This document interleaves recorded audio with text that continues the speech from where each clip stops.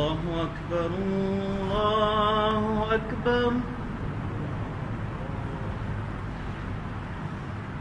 الله أكبر الله أكبر أشهد أن لا إله إلا الله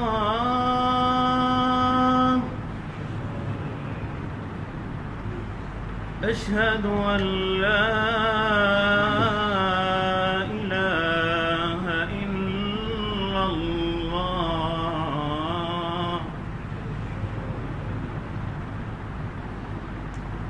أشهد أن محمدًا رسول الله أشهد أن محمدًا رسول الله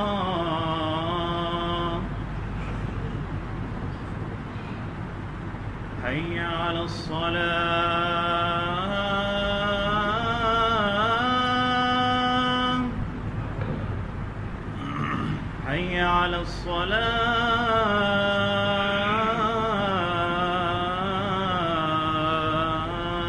الصلاة حي على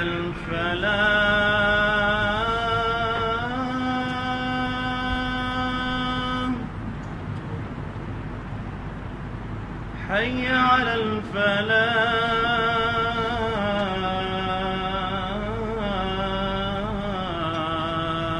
الفلاح الله أكبر الله أكبر لا إله إلا الله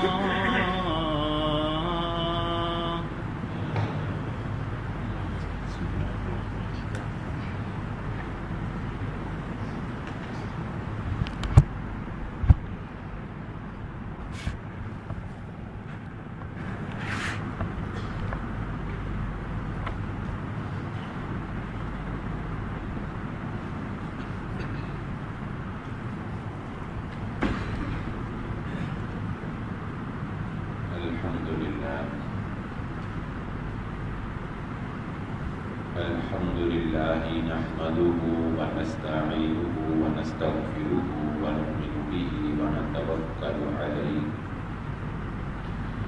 ونعوذ بالله من شرور أنفسنا ومن سيئات أعمالنا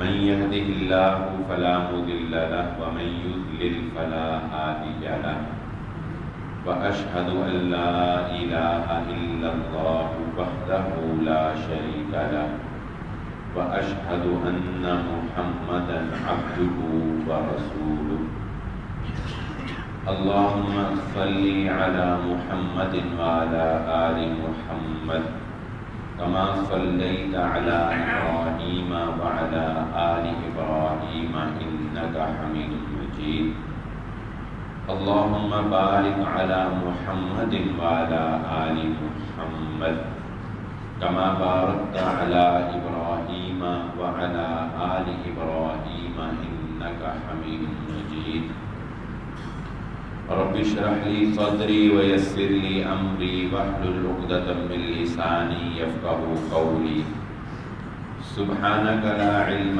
لنا إلا ما علمتنا إنك أنت العليم الحكيم أما بعد فإن خير الحديث كتاب الله وخير الهدي هدي محمد صلى الله عليه وسلم وشر الأمور محدثاتها وكل محدثة بدعة وكل بدعة ضلالة وكل ضلالة في النار فأعوذ بالله من الشيطان الرجيم بسم الله الرحمن الرحيم قال الله تعالى في القرآن المجيد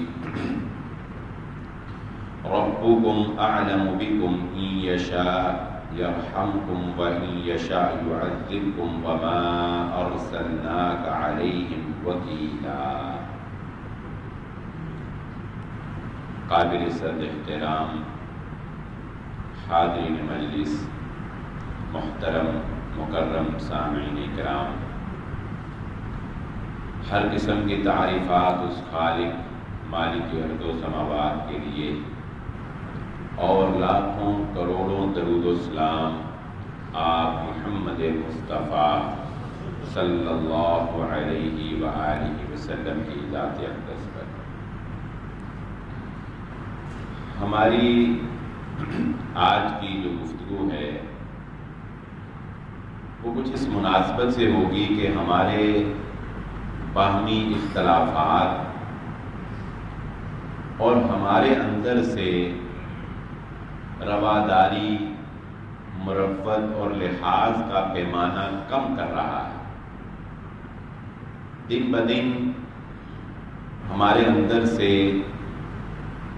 گناہ کو قبول کرنا، گناہ کو بڑی آسانی سے اپنے اندر جذب کر لینے کی صلاحیت بڑھ رہی ہے، اور نیکی کو اپنے اندر داخل کرنے کی، نیکی کو اپنانے کی جو جستجو ہے وہ ہمارے اندر سے نکل رہی ہے، اور ہمارے باہمی اختلافات جو ہیں وہ ہمیں مزید بد اخلاق بنا رہے ہیں۔ مسلمان جو ایک با کردار اور با اخلاق انسان ہوا کرتا تھا، جس کی زبان، جس کے ہاتھ سے کبھی اس کے مسلمان بھائی کو، مومن کو تکلیف نہیں پہنچتی تھی، آج کا مسلمان اس کے برعکس ایک تصویر نظر آتا ہے۔ اختلاف کا ہو جانا کوئی بڑی بات نہیں ہے۔ باپ اور بیٹے کے درمیان کسی معاملے میں، کسی کاروباری ڈیل میں اختلاف ہو جاتا ہے، باپ سمجھتا ہے کہ یہ ڈیل کرنے میں فائدہ ہے، بیٹا سمجھتا ہے کہ اس ڈیل کو نہ کرنے میں فائدہ ہے، دونوں میں اختلاف ہو جاتا ہے۔ اسی طرح آپ نے دیکھا ہوگا ہمارے گھروں میں جب کسی بیٹے کا یا بیٹی کا رشتہ کرنے کی بات آتی ہے کتنا اختلاف ہوتا ہے۔ باپ اپنی رائے سے کسی رشتے کو بہتر سمجھ رہا ہوتا ہے، بیٹا یا بیٹی اپنی رائے سے کسی کو بہتر سمجھ رہی ہوتی ہیں، ماں کی رائے ایک تیسری رائے ہوتی ہے، وہ اپنی رائے سے کسی کو بہتر سمجھ رہی ہوتی ہے۔ لیکن بات یہ ہے کہ اسلام ہمیں کیا سکھاتا ہے؟ کیا اختلاف کا مطلب یہ ہے کہ ہم دوسرے کو انسانیت کے درجے سے بھی گرا دیں، ہم اس کو انسان بھی نہ سمجھیں، ہم اس کو جینے کا حق بھی نہ دیں، ہم اس کو اس کی رائے کا اظہار کرنے کا اختیار بھی اس سے جو ہے وہ چھین لیں؟ اس بارے میں ہمیں غور و فکر کرنا چاہیے کہ رسول اللہ صلی اللہ علیہ وآلہ وسلم نے علامات قیامت میں سے ایک نشانی یہ بھی بتائی تھی، اعجاب کل ذی رأی برأیہ، کہ ایک وقت قیامت کے قریب یہ بھی آئے گا کہ جو شخص اپنی جو رائے رکھتا ہوگا وہ کہے گا کہ میری رائے ہی سب سے اچھی ہے، باقی سارے غلط ہیں۔ اپنی رائے کو مقدم کرنا اور اپنی رائے کو ہی بہتر سمجھنا، اپنی رائے کو ہی حتمی سمجھنا، اور یہ سمجھنا کہ میرا جو فیصلہ ہے یہ ہر لحاظ سے درست فیصلہ ہے، چاہے وہ دینی امور میں ہو یا وہ دنیاوی امور میں ہو یا وہ ہمارے باہمی معاملات میں ہو۔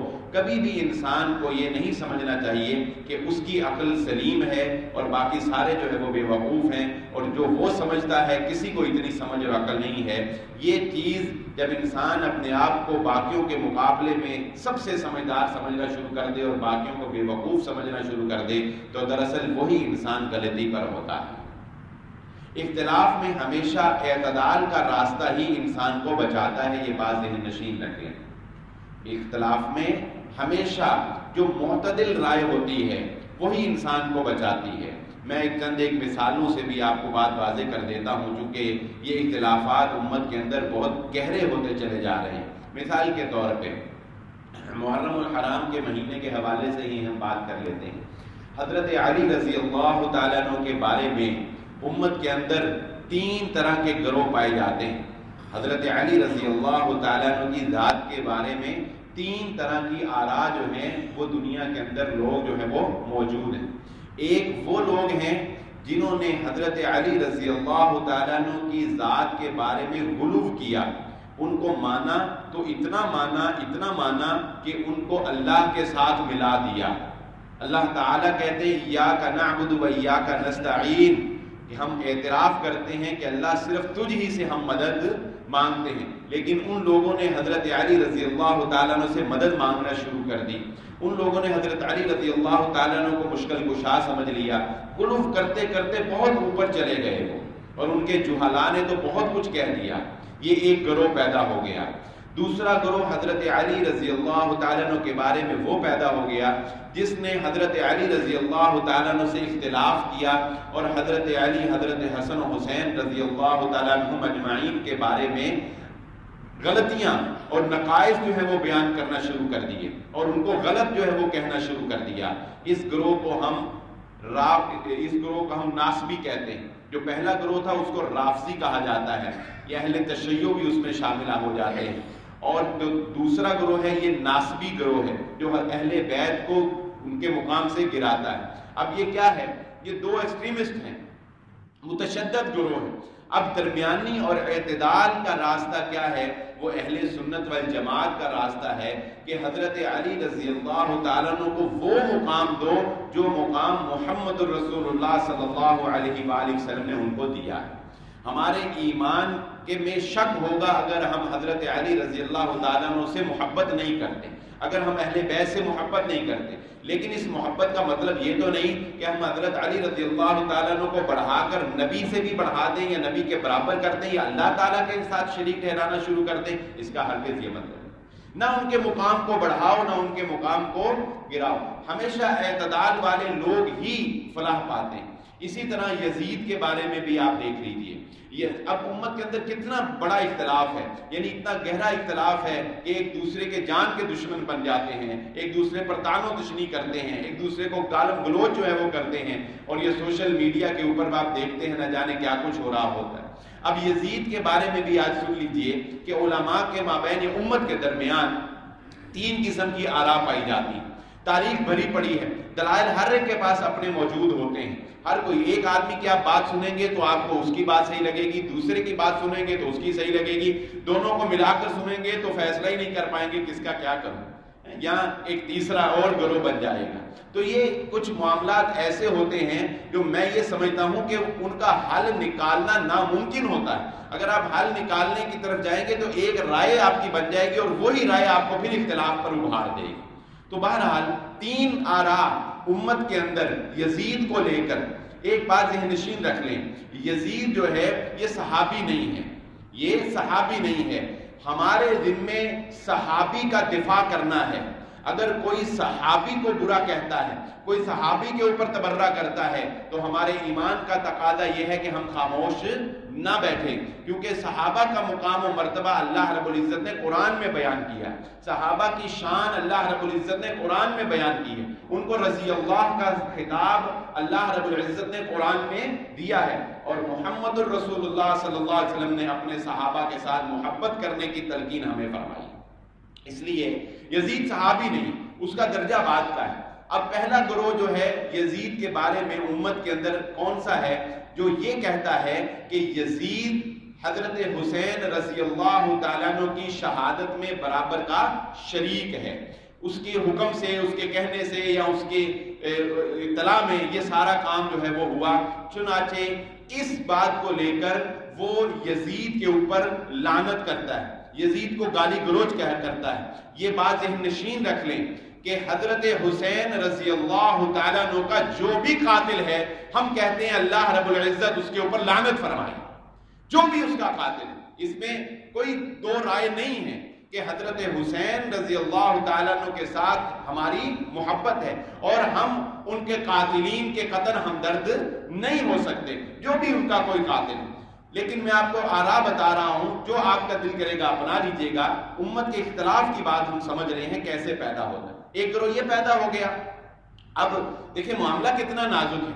ایک طرف اہل بیت ہے، اہل بیت جن سے محبت ہمارا ایمان ہے، اور اگر خدا نہ خواستہ اہل بیت کی شان میں ہم ہلکی سی بھی کمی کرتے تو ہمارے تو ایمان کے جانے کا خطرہ ہے۔ اہل بیت کے معاملے میں ہم کوئی غلطی ہلکی سی بھی مسٹیک کر دیں, ہم ہلکا سا بھی کوئی بات ایسی کہہ دیں جو ان کے شایان شان نہ ہو, تو یہ بڑا نازک معاملہ ہے.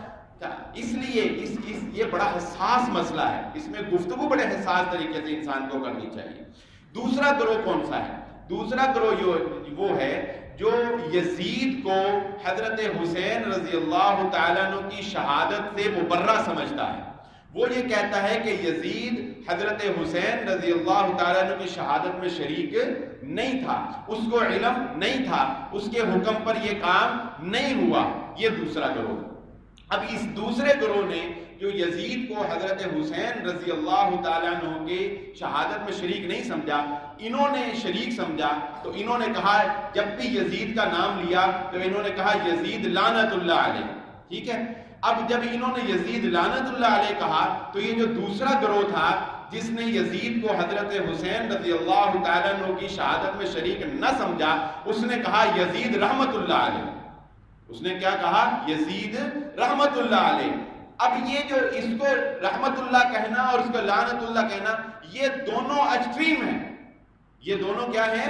ایکسٹریم ہیں. اب ان کے رحمت اللہ کہنے کی وجہ سے ان کو غصہ آتا ہے, اور ان کے لعنت اللہ کہنے کی وجہ سے ان کو غصہ آتا ہے, اور اس غصے کا نتیجہ کیا نکلتا ہے کہ دونوں ایک دوسرے کی بات کو سمجھنے کے لیے یا اعتدال کی راہ اختیار کرنے کے لیے تیار نہیں ہیں, بلکہ یزید کو لے کر امت ایک دوسرے کی جانی دشمن بن گئی, اور ایک دوسرے کے اوپر جو ہے وہ قدغن لگا کر ایک دوسرے کو جو ہے قتل و غارت تک جو ہے وہ امت نے پہنچا دیا. یہ دو آراء ہیں. اور تیسری رائے جو میں نے شروع میں ہی ذکر کیا کہ ہر مسئلے میں بہرحال ہمیں کوشش اعتدال کی رائے اختیار کرنے کی کرنی چاہیے. یزید کے بارے میں ایک تیسری رائے ہے, اور وہ تیسری رائے کیا ہے؟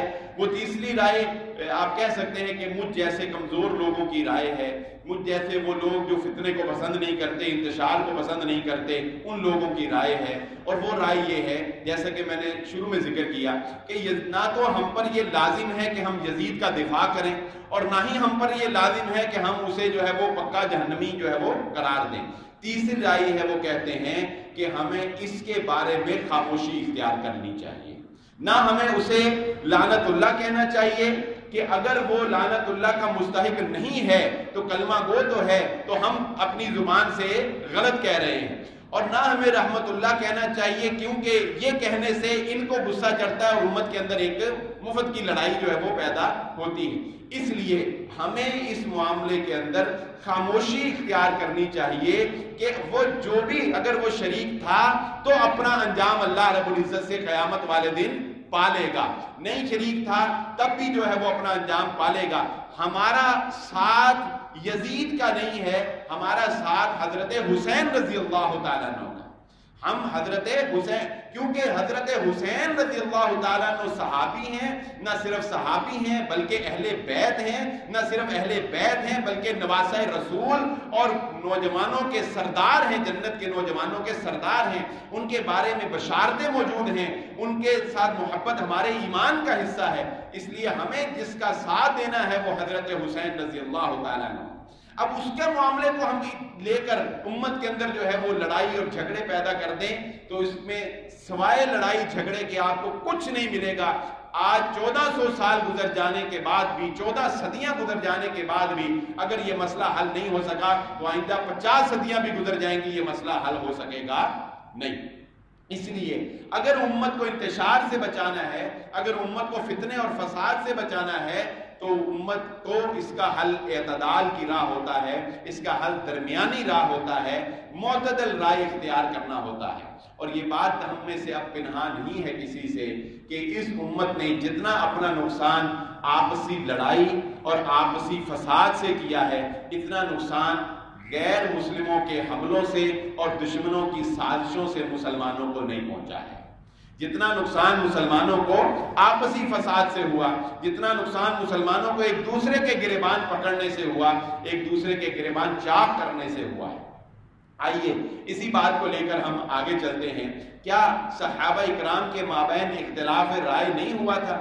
لیکن اختلاف رائے تو ایک طرف, صحابہ اکرام کے مابین صحابہ اکرام سے بڑی غلطیاں ہوئیں، لیکن اس کے باوجود ہمیں نہیں ملتا تاریخ میں کہ کبھی صحابہ نے اس غلطی کو لے کر ان کو تان و تشنیع کا نشانہ بھی بنایا۔ میں ایک مثال سے بات واضح کر دیتا ہوں۔ مثال کے طور پہ، اور اس میں کوئی دو رائے نہیں ہے کہ غزوہ احد کے مقام کے اوپر جن صحابہ اکرام کو رسول اللہ صلی اللہ علیہ وآلہ وسلم نے تیر اندازی کے لیے ایک پہاڑ کے اوپر کھڑا کیا تھا، اس پہاڑ سے ہٹ جانے کی وجہ سے مسلمانوں کا کتنا نقصان ہوا۔ وہ ایک غلطی تھی، وہ ایک غلطی ہو گئی نا ان سے، وہ وہاں سے ہٹ گئے، لیکن آپ نے کہیں یہ پڑھا ہو کہ بعد میں صحابہ نے ان کو تانے دیے ہوں کہ تمہاری وجہ سے ہم مارے گئے، تمہاری وجہ سے ہم لٹ گئے، تمہارا بیڑا غرق ہو؟ کبھی آپ نے سنا تاریخ میں؟ کبھی کسی روایت میں، کسی رحیق المختوم میں، سیرت کی کسی کتاب میں آپ نے پڑھا؟ نہیں۔ کیوں؟ بے انسان تھے، غلطی ہو جاتی ہے، انسان تھے، غلطی ہو جاتی ہے، وہ حساس لمحے ہوتے ہیں، نہیں فیصلہ ہو پاتا انسان سے، انسان غلطی میں، انسان جو ہے وہ فیصلے میں غلطی کر جاتا ہے۔ لیکن اس کا مطلب یہ تو نہیں ہے کہ آپ دوسرے کو تانے دے دے کر جو ہے وہ مار دیں اور دوسرے کو جو ہے وہ ایمان سے ہی خارج کر دیں اور یہ کہیں کہ جو مجھے سمجھ آئی ہے نا، جو میں ہوں نا، بس میں ہی ہوں، کوئی دوسرا میری ٹکر کا، کوئی دوسرا میرے مقابلے کا نہیں ہو سکتا۔ اسی طرح ایک اور بات بڑی اہم ہے جو ہمارے روزمرہ کے مسائل میں بڑی اہم ہے۔ ہمارے استاد محترم اللہ تعالیٰ ان کی زندگی میں برکت عطا فرمائے، فضیلت الشیخ حافظ مسعود عالم حافظہ اللہ تعالیٰ نے ہمیں یہ بات سمجھائی، اور یہ بات اگر سمجھ آ جائے تو ہم بہت سے مقامات پر اختلاف سے بچ سکتے ہیں۔ اور وہ بات کیا ہے کہ بسا اوقات، تھوڑی سی کوشش کروں گا آسان کر کے آپ کو سمجھاؤں، بسا اوقات کوئی کام جائز ہوتا ہے اور وہ امت کے اندر رائج ہوتا ہے۔ ایک کام جائز ہے، درست ہے، ٹھیک ہے، وہ امت کے اندر رائج ہے، لیکن کسی عالم دین کی رائے اس کے مخالف ہوتی ہے اور وہ کام بھی اپنی جگہ درست ہوتا ہے، تو ہمارے استادوں نے ہمیں یہ سکھایا کہ بیٹا خام خواہ اپنی رائے، جو کسی ایک عالم کی رائے، اس کو خام خواہ درمیان میں ٹھونس کر امت ایک جائز عمل پر لگی ہوئی ہے، اس کے اندر انتشار کا باعث نہیں بننا چاہیے۔ یہ ایسے شاید آپ کو بات سمجھ نہیں آئے گی، میں مثال سے سمجھاؤں گا تو انشاءاللہ آپ کو سمجھ میں آ جائے گا۔ اب مثال کے طور پہ ہمارے ہاں یہ بات معروف ہے، امت کا عام عمل ہے کہ ہم رکوع کے بعد جو ہے وہ اپنے ہاتھ ایسے سیدھے رکھتے ہیں۔ ہم رکوع کے بعد رکوع کرتے ہیں تو آپ جب رکوع کرتے ہیں تو ہاتھ ایسے رکھتے ہیں نا، ایسے رکھتے ہیں۔ یہ پاکستان کے اندر اگر میں بلا مبالغہ نہ کہوں تو 99% لوگوں کا یہ عمل ہے کہ نہیں پتہ ہے۔ اہل سنت والجماعت، اہل تشیع تو چھوڑ کے ہی پڑھتے ہیں، ان کا تو موقع فی الحال۔ اہل سنت والجماعت، اہل حدیث، دیوبندی، بریلوی یا اور جتنے گروہ ہیں، یہ معروف تین ہیں، اہل حدیث ہوں، دیوبندی ہوں یا بریلوی ہوں، اہل سنت والجماعت کے یہ تین بڑے گروہ اس وقت جو ہے پاکستان کے اندر معروف۔ ہم رکوع کے بعد ہاتھ ایسے چھوڑ دیں۔ اب رکوع کے بعد ایسے ہاتھ رکھنے کو کوئی ناجائز نہیں کہہ سکتا، کوئی ناجائز نہیں کہہ سکتا۔ اب کوئی بندہ آ جائے، کوئی عالم دین ہو، اس کی ایک رائے ہو اور وہ کہے، جیسے کہ یہ رائے ہے سعودیہ میں شیخ ابن باز رحمہ اللہ تعالیٰ کا یہ فتویٰ موجود ہے۔ اب ان کی رائے ہے کہ وہ کہتے ہیں کہ رکوع کے بعد ہاتھ ایسے باندھنے چاہیے۔ وہ کیا کہتے ہیں؟ رکوع کے بعد ایسے ہاتھ باندھنے چاہیے۔ ہاتھ چھوڑنے والے کو بھی وہ جائز سمجھتے ہیں اور ہاتھ باندھنا ان کا موقف۔ اب کوئی آ جائے دارالسلام مسجد میں اور وہ کہے کہ نہیں جی تسی سارے چھڑ کے نماز پڑھن دے ہو، بندنے چاہیے نے رکوع، تاری نماز ہی نہیں ہوئی، یا وہ لوگوں کو کہنا شروع کر دے کہ نہیں باندھا کرو باندھا کرو۔ اب ایک جائز کام چھوڑنا جائز کام ہے نا، رائج ہے نا، خام خواہ آ کر اس میں ایک دوسرے جائز کام کو ٹھونس کر کیا فائدہ بتائیں؟ کچھ ملے گا سوائے اس کے کہ دارالسلام میں دو گروہ بن جائیں گے، کچھ 4-5 آدمی اس کی باتیں سن کے، اس کے دلائل سن کے کہیں گے کہ ہاں یہ دیکھا یہ ٹھیک کہندا ہے، اسی آج تک جو کر دے آئے غلطی کر دے، سانو کسی مولوی نے دسیا ہی نہیں۔ یہ بھی لوگ بڑا کہتے ہیں وہ سانو تے کسی مولوی نے دسیا ہی نہیں، سانو تے آج تک جو ہے اولے چی رکھیا۔ ٹھیک ہے بھئی، مولویوں کے نہ بتانے میں بھی بس اوقات حکمت ہوتی ہے۔ ہر بات جب ایک جائز کام، میں نام نہیں لیتا، ایک عالم دین، انہوں نے وحدت امت پر کتاب لکھی، وحدت امت پر کتاب لکھی کہ امت میں وحدت جو ہے وہ ہونی چاہیے۔ اس کے ایک شاگرد سے میری بات ہوئی، میں نے کہا آپ کے مولانا صاحب کا عمل آپ کی اس کتاب کے خلاف ہے، وحدت امت کے خلاف ان کا عمل ہے۔ انہوں نے کہا وہ کیسے؟ میں نے کہا پاکستان کے اندر یہ معروف ہے کہ 99% جو ہے وہ جنازے جب پڑھائے جاتے ہیں تو دو طرف سلام پھیرا جاتا ہے، بتائیں ایسے ہے کہ نہیں؟ اور یہ جائز ہے، بالکل کوئی غلط نہیں، کوئی اس کو غلط کہہ سکتا ہی نہیں ہے۔ اب اگر کوئی شخص وحدت امت کا قائل ہے کہ امت کو میں نے جوڑنا ہے، تو وہ اگر ایک سلام کا قائل بھی ہو، اسے سلام دو طرف پھیرنا چاہیے۔ لیکن انہوں نے کیا کہا؟ انہوں نے کیا کیا؟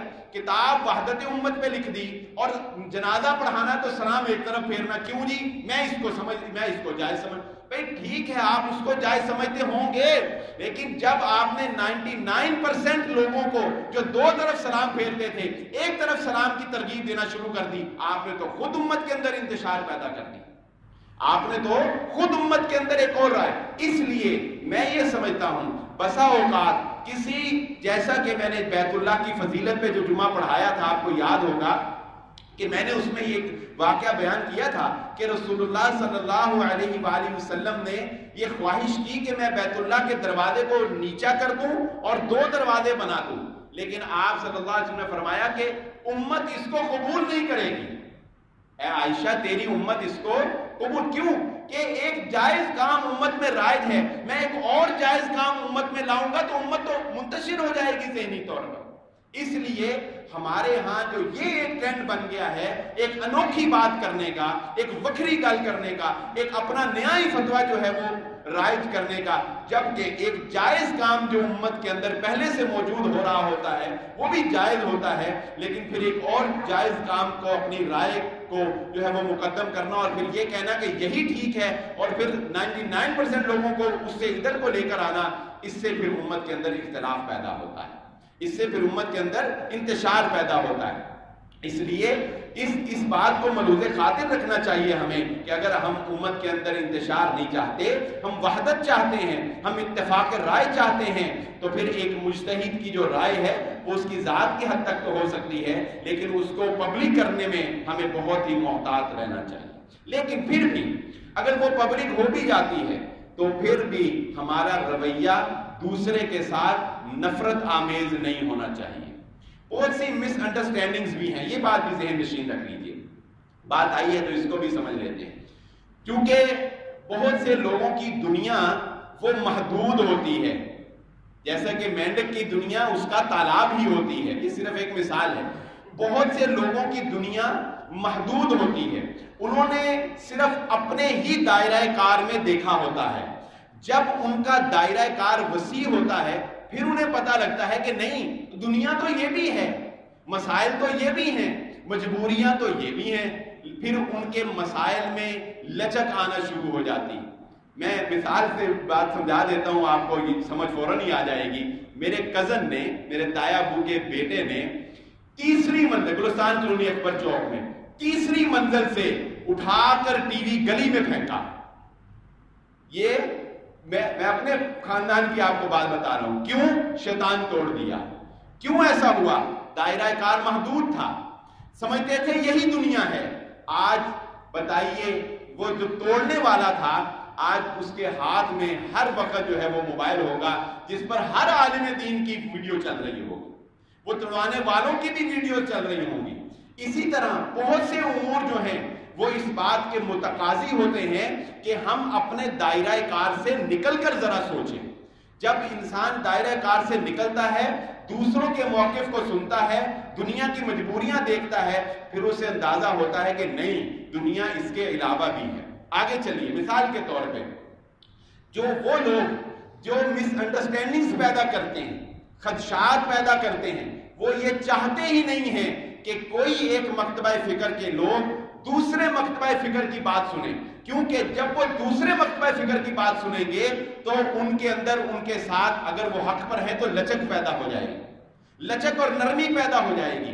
اس وجہ سے ہر جو اپنے محدود رکھنے والا شخص ہے، جو ہر وہ فرد جو امت کو توڑ کر رکھنا چاہتا ہے، وہ لوگوں کو ان کے دائرہ کار سے باہر نہیں نکلنے دیتا ہے۔ مثال کے طور پہ، مثال سے سمجھتے ہیں، مثال کے طور پہ اہل حدیث کے بارے میں جو دوسرے مکتبہ فکر کے لوگ ہیں وہ اہل حدیث کے بارے میں یہ بات مشہور کرتے ہیں کہ یہ نعوذ باللہ اہل بیت سے محبت نہیں کرتے، لہذا ان کی بات نہ سنو۔ اسی طرح یہ کہا جاتا ہے کہ یہ تو درود کے منکر ہیں، لہذا محمد الرسول اللہ صلی اللہ علیہ وسلم سے یہ اس طرح والہانہ محبت نہیں کرتے، لہذا ان کی بات نہ سنو۔ یہ باتیں معروف کی جاتی ہیں کہ نہیں کی جاتی؟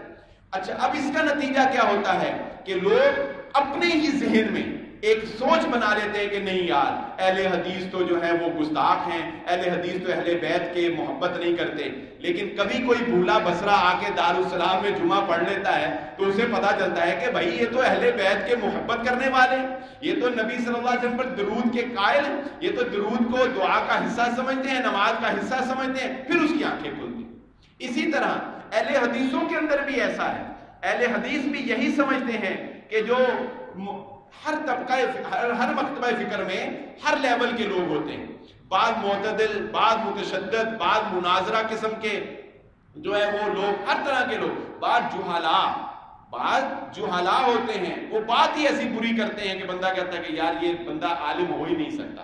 ایسے جہالا بھی ہر مکتبہ فکر میں ہوتے ہیں۔ اچھا، اہل حدیثوں کے اندر بھی یہ بات مشہور اور معروف ہے کہ نہیں جی جو مقلد ہیں وہ تو بس نبی صلی اللہ علیہ وسلم کی حدیث کو پسے پش ڈال دیتے ہیں، مانتے ہی نہیں ہیں، وہ تو امام کی ہی مانتے ہیں۔ حالانکہ 100% ایسا نہیں، حالانکہ 100% ایسا نہیں، اور اب تو بہت زیادہ لچک ان کے اندر آ گئی۔ بلکہ مولانا تقی عثمانی رحمہ اللہ تعالیٰ کی اگر آپ کتابیں پڑھیں گے تو ان کے اندر تو بہت سی ایسی رائے ہیں جس میں انہوں نے امام ابو حنیفہ رحمہ اللہ کی رائے کو رد کیا، امام ابو حنیفہ رحمہ اللہ کی رائے کو ختم کیا، اگرچہ وہ اپنے آپ کو مقلد کہتے ہیں۔ ان کے اندر لچک آئی، کیوں؟ ان کا دائرہ کار وسیع ہوا۔ یہ سوشل میڈیا کی بھی برکت ہے اور میڈیا کے فروغ کی بھی برکت۔ اچھا، اس وجہ سے ہمارا یہ ذہن ہی بن گیا کہ نہیں یہ تو ہے ہی بس ایسے ہی ہے، تو نبی صلی اللہ علیہ وسلم کی حدیث کو مانتے ہی نہیں ہیں، ہم نے وہ ایک ذہن بنا لیا اور ان کے ساتھ ہماری نفرت بڑھ گئی۔ اسی طرح بریلوی حضرات کے بارے میں اہل حدیثوں کا یہ ذہن بن گیا کہ یہ تو ہوتے ہی جو ہے بس مشرکی۔ بتائیں یہ ذہن ہے کہ نہیں؟ یہ مشرکی ہیں، لیکن ہر بریلوی مشرک نہیں ہوتا، ہر بریلوی مشرک تو نہیں ہوتا۔ ہاں، وہ جو درباروں پر جا کر سجدے کرتے ہیں ان کو ان کے علماء بھی کہتے ہیں کہ تم غلط کر رہے ہیں۔ جو ان کے علماء ہیں، جیسا کہ میں نے پہلے بات کی، ہر طبقہ فکر میں کچھ لوگ ہوتے ہیں جو اچھے ہوتے ہیں، علم والے ہوتے ہیں، بات کو سمجھنے اور سمجھانے والے ہوتے ہیں، اور ہر مکتبہ فکر میں ایسے بھی ہوتے ہیں جو انتشار، جو فتنہ پروری اور جو اپنی بات کو آگے کرنے والے ہوتے ہیں۔ تو بات کرنے کا مقصد کیا ہے کہ دوسرے کی رائے کو سنیں، دوسرے کی رائے کا احترام کریں، دوسرے کی بات کو سمجھیں۔ اگر آپ کو دوسرے کی رائے اپنے علماء کی رائے سے دلائل کی بنیاد کے اوپر، دلائل کی بنیاد کے اوپر، اور دلائل وہ من گھڑت نہیں ہونے چاہیے۔ دلائل میں ہم جب بات کرتے ہیں تو دلیل کون سی؟ دلیل قرآن اور محمد الرسول اللہ صلی اللہ علیہ وآلہ وسلم کا فرمان ہے، دلیل صحابہ اکرام کا عمل ہے۔ سنیں، اگر اس کی بات آپ کو بہتر لگتی ہے تو یقین مانیے اس کو ماننے میں ذرا دیر نہ کیجیے، اس کو ماننے میں ذرا بھر بھی دیر نہ کیجیے۔ ہمارے اندر ایک بہت بڑی اختلاف کی وجہ یہ بھی ہے جو رسول اللہ صلی اللہ علیہ وسلم نے فرمایا، اور جو میں نے شروع میں بھی آپ کو بیان کر دی وہ حدیث، کہ کوئی بندہ یہ ماننے کے لیے تیار نہیں ہے کہ میں اب میری رائے کمزور اور میں دوسرے کی رائے مان لوں، میں دوسرے کی بات مان لوں، میں دوسرے سے ہار جاؤں۔ مناظرے میں کبھی بھی مناظر کو فائدہ نہیں ہوا، 99% مناظر کو فائدہ نہیں ہوا، سننے والوں کو فائدہ ہو جاتا ہے۔ جب بھی دو آدمیوں کا مناظرہ ہوتا ہے، مناظر کو کیا مطلب؟ کبھی آپ نے یہ دیکھا کہ دو مناظرہ کرنے والوں نے جب مناظرہ ختم کیا ہو تو ایک نے یہ کہا ہو کہ ٹھیک ہے میں دوسرے کی رائے کو مانتا ہوں؟ کبھی دیکھا میں نے نہیں ابھی تک ایسا کوئی مناظرہ۔ اس نے یہ کہا ہو کہ جی ہاں میں مان گیا، میری غلطی تھی، میں غلطی پر مجھے سمجھ نہیں آئی، لہذا میں اس کی رائے کو آج کے بعد اپنا اللہ ماشاءاللہ کوئی ہوگا، نہیں مانتا۔ کیوں؟ وہ سوچ کے آیا ہوتا ہے کہ میں نے اس کو ہرانا ہی ہرانا ہے، وہ بنا کر ذہن آیا ہوتا ہے، ماننے کے لیے تو وہ آیا ہی نہیں ہوتا، سمجھنے اور سمجھانے کے لیے تو وہ آیا ہی نہیں ہوتا، وہ تو آیا ہی اس لیے ہوتا ہے کہ میں نے اس کو ہرانا ہے۔ اور اگر وہ اپنی ہار مان لینا تو پیچھے ایک پورا طبقہ بیٹھا ہے جو اس کو لان تان کرنے والا ہے، پیچھے ایک پورا طبقہ ہے، اس کے حواری ہیں، اس کے پیچھے پورا ایک گروہ ہے جو اس کو کہے گا چل تو بڑا مناظر بنتا تھا، ہار کے آ گیا، نکل یہاں سے۔ اس لیے ہاں، لیکن جو سننے والے ہوتے ہیں ان کو پتہ لگ جاتا ہے کہ کس کی بات صحیح ہے اور کس کی بات غلط ہے، وہ بدل جاتے ہیں، سننے والے بدل جاتے ہیں۔ یہ اتنی بری چیز ہے، انا، تعصب اور اپنی شکست کو قبول نہ کرنا، یہ اتنی بری چیز ہے، انسان جہنم برداشت کر لیتا ہے، اپنی انا نہیں چھوڑتا۔ میں مثال سے بات سمجھا دیتا ہوں۔ لعان ہوا، لمبا واقعہ ہے، مختصر سی، صرف اپنی محل شاہد ذکر کروں گا۔ لعان ہوا رسول اللہ صلی اللہ علیہ وسلم کے دور میں نے اس پہ پورا جمعہ پڑھایا تھا کہ لعان کیا ہوتا ہے۔ صحابی نے اپنی بیوی کو غیر حالت کے اندر کسی مرد کے ساتھ دیکھا، انہوں نے آ کر رسول اللہ صلی اللہ علیہ وسلم کو شکایت لگائی۔ رسول اللہ صلی اللہ علیہ وآلہ وسلم نے، اس کا طریقہ یہ ہوتا ہے دونوں کے درمیان لعان کروایا جاتا ہے، یعنی وہ 5 قسمیں کھائے، وہ 5 قسمیں۔ مرد سچا تھا، عورت جھوٹی تھی۔ عورت، وہ بعد میں پتہ چل گیا جب بچہ پیدا ہوا۔ اچھا، عورت نے قسمیں اٹھانا شروع کی، عورت نے قسمیں، 5 قسمیں اٹھانی ہوتی، قسمیں اٹھانا شروع کی، جھوٹی قسم اٹھا رہی، چوتھی قسم اٹھا لی۔ جب 5ویں قسم اٹھانے کی باری آئی جس پر اپنے اوپر لعنت کرنی ہوتی ہے، اس کی وجہ سے اس کو لعان کہتے ہیں، اس نے تھوڑا سا توقف کیا، تھوڑا سا ٹھہری اور سوچا کہ شاید کہ، لیکن پیچھے سے آواز آئی تیرا قبیلہ، پیچھے سے کیا آواز آئی؟ تیرا قبیلہ، اپنے قبیلے کو رسوا نہ کر دیں۔ اس نے 5ویں قسم بھی اٹھائی، جھوٹی قسم اٹھائی۔ کس بات نے آمادہ کیا جھوٹی قسمیں اٹھانے پر؟ گناہ کا اعتراف نہ کرنے پر کس بات نے آمادہ کیا؟ قبیلے کی لاج نہ لگ جائے، قبیلے کو لاج نہ لگ جائے۔ انا اور تکبر اور وہ جو میں ہے کہ میں ہار گیا، میں نیچے آ گیا، نہیں، یہ اتنی خطرناک چیز ہے جس نے امت کو ایک نہیں ہونے دینا ہے۔ جس دن یہ بات انسان تسلیم کر گیا کہ اگر دوسرے کی بات میری بات سے زیادہ بہتر ہے تو مجھے دوسرے کی بات مان لینی چاہیے۔ اور بسا اوقات یہ ضروری نہیں ہوتا، یہ بات بھی سمجھ لیجئے، یہ ضروری نہیں ہوتا کہ دونوں میں سے ایک غلط ہو اور ایک صحیح ہو۔ بسا اوقات دونوں کی رائے اپنی اپنی جگہ صحیح ہوتی ہے، انسان جس پر بھی عمل کر لے اسے ثواب مل جاتا ہے، انسان جس پر بھی عمل کر لے اسے ثواب مل جاتا ہے۔ ہماری عادت یہ ہے کہ پہلے مسئلہ پوچھتے ہیں دارالسلام سے، پھر جا کے پوچھتے ہیں ابو ہریرہ سے، جب ادھر سے اور پتہ چلتا ہے، ادھر سے اور پتہ چلتا ہے، پھر لوگوں میں مشہور کرتے ہیں ادھروں اور گل کرتا ہے، وہ اور گل کرتا ہے، عمل کرنا نہیں۔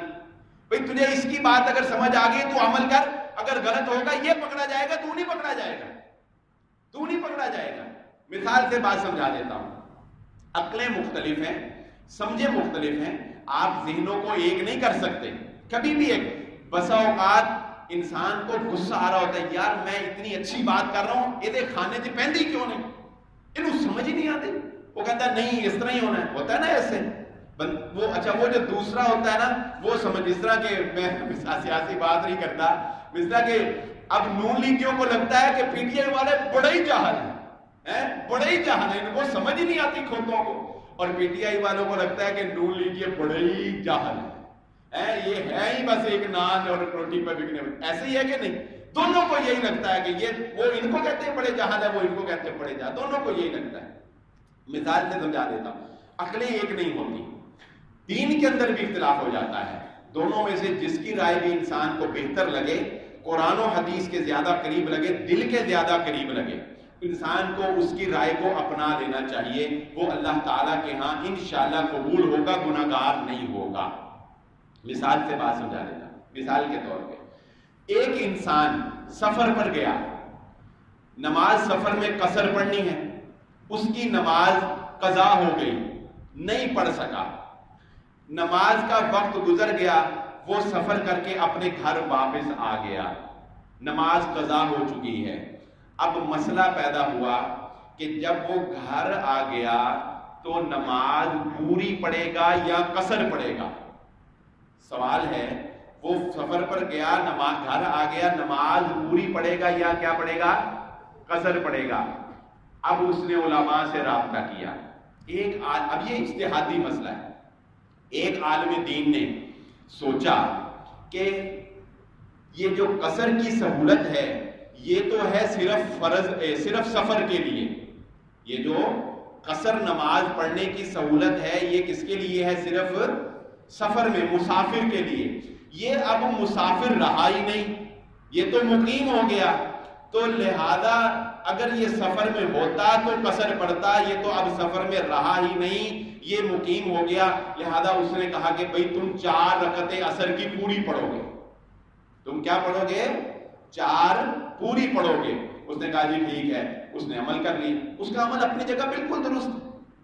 ایک اور عالم دین سے پوچھا، اس نے سوچا، اس نے کہا کہ انسان اتنے ہی کام کرنے کا پابند ہے جتنا کام اس پہ فرض ہوتا ہے، یہ ایک شریعت کا اصول ہے، لا یکلف اللہ نفسا الا وسعہا، جتنا کام آپ پہ فرض ہے آپ اتنے کرنے کے پابند ہیں، اس سے زیادہ کرنے کے پابند تو نہیں ہے نا۔ اچھا، اب جو مسافر ہے اس پہ کتنی رکعتیں فرض ہوتی ہیں بتائیں؟ 2 رکعت، اس پہ 4 فرض نہیں ہے۔ مسافر پر کتنی رکعتیں فرض ہوتی ہیں؟ 2۔ اس نے کہا کہ جب یہ مسافر تھا، وقت سارا نماز کا سفر میں ہی گزر گیا، اس کے اوپر فرض ہی 2 ہیں تو 4 کیوں پڑھے؟ اس کے اوپر فرض ہی 2 ہوئی ہیں، اب یہ مسافر نہیں بھی رہا تو کیا ہوا؟ انسان نے تو اتنا ہی پڑھنا ہے نا جتنا فرض ہوا، جتنا فرض نہیں ہے وہ نہیں پڑھنی، لہذا اس نے کہا کہ بھائی تم پر 2 ہی فرض ہوئی تھی، تم نے 2 ہی پڑھنی، اس نے 2 کا فتویٰ دے دیا۔ اب اگر وہ اس کے فتوے میں عمل کر کے 2 پڑھ لیتا ہے تو اس کی انشاءاللہ وہ 2 بھی قبول ہیں، اور وہ 4 پڑھ لیتا ہے 4 بھی قبول ہیں، دونوں اپنی جگہ درست ہیں۔ لیکن اگر آپ ان دونوں کو کہیں کہ تو اس کی مان لے اور تو اس کی مان لے، یہ ممکن نہیں ہوتا کیونکہ عقلیں ایک جیسی نہیں۔ ہاں، لیکن ادھر والا اس کو غلط نہیں کہے گا اور ادھر والا اس کو غلط نہیں کہے گا، وہ کہے گا ٹھیک ہے تمہیں 4 پڑھنا بہتر لگتا ہے 4 پڑھ لو، مجھے 2 پڑھنا بہتر لگتا ہے میں 2 پڑھ لیتا ہوں۔ دونوں کی رائے اپنی جگہ درست ہوتی ہے۔ عوام الناس کو یہ چاہیے کہ دونوں آراء میں سے جو رائے ان کے دل کو زیادہ بہتر لگتی ہو، قرآن و سنت کے اعتبار سے بہتر لگتا ہو کہ یہ عمل کر لینا چاہیے، انہیں وہ عمل کر لینا چاہیے، انشاءاللہ وہ مجرم نہیں ہوں گے، اللہ رب العزت کے ہاں ان کی گرفت نہیں ہوگی۔ ایک اور بھی بڑا مسئلہ ہے جو لوگ ڈنڈی مارتے ہیں۔ مجھے فون آیا ہے، سوال تو بہت عجیب و غریب آتے ہیں، آپ سنیں تو آپ کے رونگٹے کھڑے ہو جائیں۔ ہمارا معاشرہ کس قدر بد اخلاقی کی طرف جو ہے وہ گر چکا ہے۔ بہرحال مجھے فون آیا، کہنے لگے جی یہ جو قسطوں کا کاروبار ہے، یہ میں نے اس پہ آپ کو تفصیلاً آپ کو پتا میں نے بتایا ہوا ہے کہ ایک چیز کی قیمت نقد میں 10 روپے ہے اور ادھار میں ہم اس کو قسطوں میں 15 روپے کی جو ہے وہ کر لیتے ہیں، تو آپ کا کیا خیال ہے؟ میں نے کہا جی ہمارے جو اساتذہ کرام ہیں ان کے جو فتاویٰ ہیں اس کے مطابق اس میں کوئی حرج نہیں ہے، اس کو ہم جائز سمجھتے ہیں۔ 15 روپے میں بھی اگر کوئی دیتا ہے، 15 روپے سے اوپر نہیں جانا، 15 روپے سے اوپر نہیں جانا۔ وہ کہنے لگا کہ بات یہ ہے کہ میں ہر مسئلے میں نا ایک عالم دین کی رائے، نام نہیں میں لیتا، اس نے کہا کہ میں ہر مسئلے میں نا ایک عالم دین کی رائے مانتا ہوں، ہر مسئلے میں۔